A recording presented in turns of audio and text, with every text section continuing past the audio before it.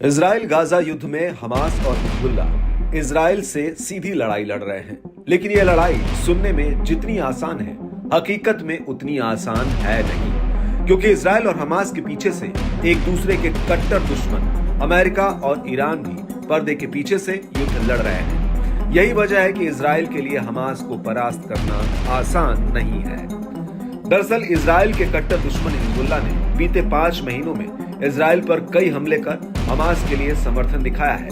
Israel ने भी अपने मजबूत एयर डिफेंस सिस्टम से हमास और ईरान समर्थित हिजबुल्ला पर कई हमले किए। हाल के दिनों में इजराइल के जवाबी हमले तेज हो गए हैं और उसकी पहुंच भी बढ़ी है, जिससे ये चिंता बढ़ गई है कि हालात नियंत्रण से बाहर हो सकते हैं और ये युद्ध मिडिल ईस्ट में भी फैल सकता है। अगर युद्ध मिडिल ईस्ट तक फैलता है तो इसकी आंच ईरान तक पहुंचना तय है। इजराइल के रक्षा मंत्री योव गैलेंट ने भी हाल ही में संकेत दिया कि इजराइल ने गाजा युद्ध विराम की स्थिति में हिजबुल्ला लड़ाकों को सीमा से हटाने के लिए हमले बढ़ाने की योजना बनाई है। अब अगर इजराइल हिजबुल्ला पर हमले बढ़ाता है तो इसमें ईरान की क्या भूमिका होगी, इस बारे में सूत्रों के हवाले से बताया गया। ईरान के कुद्स फोर्स के प्रमुख इस्माइल कानी ने फरवरी में अपने बेरूत दौरे पर हिजबुल्ला नेता सैयद हसन नसरल्ला से भी मुलाकात की।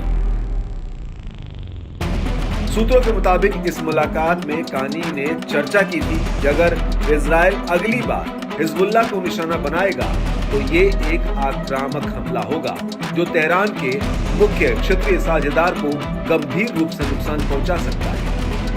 सूत्रों की माने तो नसरल्ला और कानी के बीच लेबनान के उत्तर में पूर्ण इजरायली हमले की संभावना पर भी बातचीत हुई। ऐसे में अगर इजराइल हमला करता है तो शिया इस्लामवादी समूह यानी हिजबुल्ला को नुकसान पहुंचने के साथ ही ईरान पर भी हमले का जवाब देने का दबाव बढ़ सकता है। हालांकि बैठक में नसरल्ला ने कानी को आश्वस्त किया कि वो नहीं चाहता कि ईरान इजराइल या अमेरिका के साथ युद्ध में फंसे, इसलिए हिजबुल्ला अपने दम पर लड़ेगा। इन चर्चाओं की जानकारी रखने वाले एक ईरानी सूत्र के हवाले से बताया गया कि नसरल्ला ने कानी को बताया कि ये लड़ाई हमारी है। हालांकि अमेरिकी विदेश विभाग, इजराइल सरकार, तेहरान और हिजबुल्ला की तरफ से इस मामले में अभी तक कोई टिप्पणी नहीं आई है।